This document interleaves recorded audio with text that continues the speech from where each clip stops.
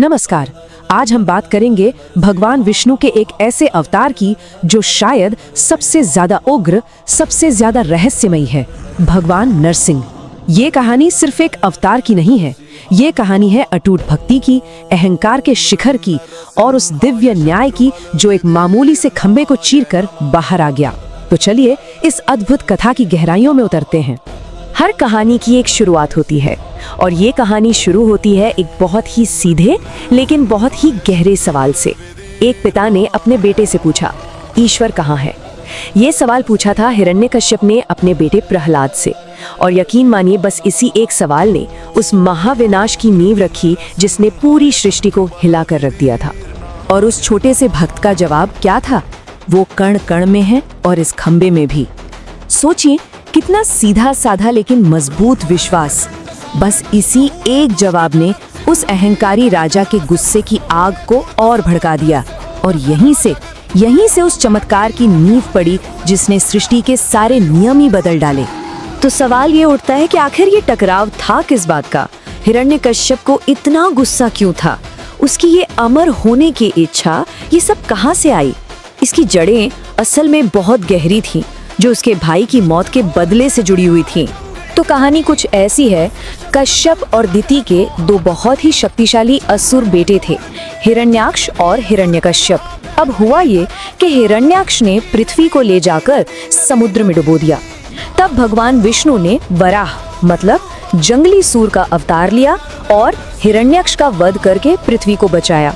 अपने भाई की मौत का ये मंजर देखकर हिरण्यकश्यप के दिल में विष्णु के लिए नफरत की एक ऐसी आग जली जो कभी बुझने वाली नहीं थी। बस उस दिन के बाद हिरण्यकश्यप का एक ही मकसद था, एक ही धुन सवार थी, अपने भाई के कातिल विष्णु को हराना। और इस मकसद को पूरा करने के लिए उसने सब कुछ छोड़ दिया, राजपाट, सुख चैन, सब कुछ। और हजारों सालों तक इतनी कठोर तपस्या की, इतनी घोर तपस्या कि उसकी आग से तीनों लोग कांपने लगे। आखिरकार सृष्टिकर्ता ब्रह्मा जी को उसके सामने आना ही पड़ा। और तब हिरण्यकश्यप ने जो वरदान मांगा वो कोई मामूली वरदान नहीं था, वो अमरता का एक ऐसा जाल था जिसे तोड़ना नामुमकिन लगे। उसने कहा, मेरी मौत ना दिन में हो ना रात में, ना इंसान से हो ना जानवर से, ना किसी अस्त्र से ना किसी शस्त्र से, न घर के अंदर हो न घर के बाहर, और न जमीन पर हो न आसमान में। अब सोचिए, क्या कोई रास्ता बचा? मजबूर होकर ब्रह्मा जी को तथास्तु कहना ही पड़ा। लेकिन किस्मत का खेल देखिए, जिस महल में भगवान का नाम लेना सबसे बड़ा गुनाह माना जाता था, उसी महल के अंधेरे में एक ऐसा चिराग पैदा हुआ जिसकी रोशनी सिर्फ और सिर्फ विष्णु भक्ति से थी, और वो था प्रहलाद। अब ये भक्ति आई कहाँ से? हुआ ये था कि जब हिरण्यकश्यप की पत्नी कयाधु गर्भवती थीं, तो देवर्षि नारद मुनि ने उन्हें अपने आश्रम में पनाह दी थी। और वहीं नारद मुनि की संगत में प्रहलाद ने अपनी माँ के गर्भ में ही भगवान विष्णु की सारी कथाएं सुन ली। मतलब भक्ति के बीज तो जन्म से पहले ही पड़ चुके थे, और ये भक्ति उसकी हर बात में, उसकी हर सांस में दिखती थी। तो जब खुद को ब्रह्मांड का भगवान समझने वाले हिरण्यकश्यप ने अपने बेटे को अपनी पूजा करने का हुक्म दिया, तो प्रहलाद ने बिना डरे जवाब दिया, एकमात्र सत्य नारायण है, मैं केवल उन्हीं की पूजा करता हूँ जो शाश्वत हैं। बस अपने पिता के अहंकार को ये सीधी चुनौती थी, और यहीं से उस महासंग्राम की शुरुआत हुई। अपने दुश्मन का नाम, वो भी अपने ही बेटे के मुंह से। ये सुनकर हिरण्यकश्यप का गुस्सा मानो पागलपन में बदल गया। वो आग बबूला हो उठा और उसने अपने ही बेटे को रास्ते से हटाने के लिए जुल्म की सारी हदें पार कर दी। लेकिन प्रहलाद को मारने की हर कोशिश उसकी आस्था को और पक्का करती गई। उसे पागल हाथियों के पैरों के नीचे कुचलवाने की कोशिश की गई, पर हाथी उसके सामने सिर झुका गए।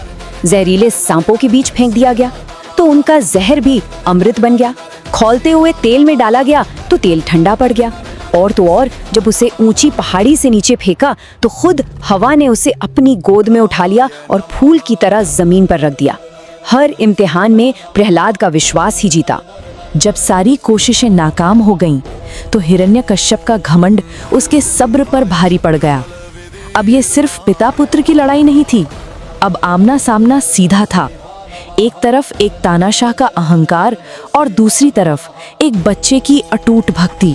गुस्से और हताशा में हिरण्यकश्यप चिल्लाया, कहाँ है तेरा विष्णु? अगर वो हर जगह है, हर कण कण में है, तो क्या वो इस बेजान खम्भे में भी है?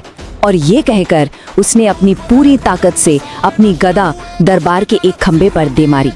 वो खंबा टूटा नहीं, बल्कि उसके टूटने की आवाज से ज्यादा भयानक एक गूंज पूरी सृष्टि में फैल गई।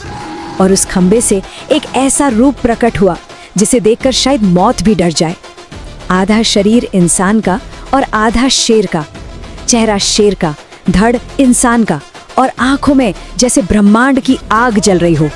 ये थे भगवान विष्णु के सबसे अनोखे नरसिंह अवतार। और अब देखिए हिरण्यकश्यप का वो अमरता वाला वरदान कैसे पल भर में बेकार हो गया। नरसिंह अवतार ने उसकी हर एक शर्त को तोड़ दिया। वक्त था शाम का, मतलब न दिन न रात। नरसिंह न तो पूरे इंसान थे न पूरे जानवर। उन्होंने हिरण्यकश्यप को महल की दहलीज पर मारा, यानी ना घर के अंदर ना बाहर। उसे अपनी गोद में लिटाकर मारा, मतलब न जमीन पर न आसमान में। और मारने के लिए किसी अस्त्र या शस्त्र का इस्तेमाल नहीं किया, बल्कि अपने ही तेज नाखूनों का इस्तेमाल किया। हर शर्त पूरी तरह से खारिज। पर ये कहानी सिर्फ पुरानी किताबों या कथाओं तक ही सीमित नहीं है। ये आज भी जिंदा है, भारत के पवित्र मंदिरों में, उनकी शिलाओं में। चलिए कुछ ऐसी ही अद्भुत जगहों पर चलते हैं जो आज भी भगवान नरसिंह की मौजूदगी का सबूत देती हैं। हमारी पहली मंजिल है आंध्र प्रदेश का अहोबिलम। माना जाता है कि ये ठीक वही जगह है, जी हाँ, बिल्कुल वही जगह जहाँ भगवान नरसिंह खंभे से प्रकट हुए थे और हिरण्यकश्यप का वध किया था। तो ये सिर्फ एक मंदिर नहीं, ये तो एक जीता जागता इतिहास है। यहाँ नल्ला माला की पहाड़ियों में एक नहीं बल्कि पूरे 9 नरसिंह मंदिर हैं। इन्हें नव नरसिंह कहते हैं, मतलब नरसिंह भगवान के 9 अलग अलग रूप। और कुछ मंदिरों तक पहुंचना, जैसे ज्वाला नरसिंह या मालोला नरसिंह, आसान नहीं है। भक्तों को घने जंगलों और पथरीले रास्तों से होकर जाना पड़ता है। ये यात्रा अपने आप में भक्ति की एक कठिन परीक्षा है। अच्छा, अब चलते हैं एक और अनोखे मंदिर, सिंहाचलम। ये एक ऐसी जगह है जहां भगवान की मूर्ति साल के 364 दिन चंदन के लेप में ढकी रहती है। यहाँ भगवान का रूप भी बहुत खास है, वराह नरसिंह, मतलब जिसमें वराह अवतार की करुणा और नरसिंह अवतार का क्रोध दोनों एक साथ देखने को मिलते हैं। और इस मंदिर की सबसे खास बात यह है कि साल में सिर्फ एक दिन के लिए, जी हाँ, सिर्फ एक दिन, अक्षय तृतीया पर ये चंदन का लेप हटाया जाता है और उसी दिन भक्तों को भगवान के असली रूप के दर्शन होते हैं। ये एक तरह से इस बात का प्रतीक है कि सच को ज्यादा देर तक छुपाया नहीं जा सकता, बस सही वक्त का इंतजार करना पड़ता है। भगवान नरसिंह के दर्शन पाना अक्सर एक तपस्या जैसा होता है, शारीरिक भी और मानसिक भी। यहाँ कुछ प्रमुख मंदिरों के आंकड़े हैं।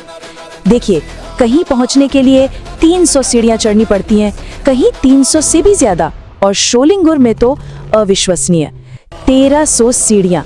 ये जो मेहनत है, ये भी भक्ति का ही एक रूप है। अब एक और चमत्कार की बात करते हैं। विजयवाड़ा के पास मंगलगिरी में एक बहुत ही अद्भुत बात होती है।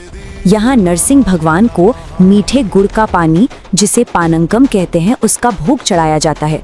और चमत्कार ये है कि कोई चाहे कितना भी बड़ा बर्तन भरकर पानंकम चढ़ाए, भगवान हमेशा उसका ठीक आधा ही पीते हैं, बाकी आधा भक्तों के लिए प्रसाद बन जाता है। और ये चमत्कार अपने आप में एक बहुत ही गहरा संदेश देता है। ये बताता है कि ईश्वर को बड़े बड़े बलिदान या दिखावा नहीं चाहिए, उन्हें तो बस एक भक्त की सच्ची सेवा, सच्ची और साफ मन की भक्ति ही पसंद है। और यही तो इस पूरी कथा का सार है।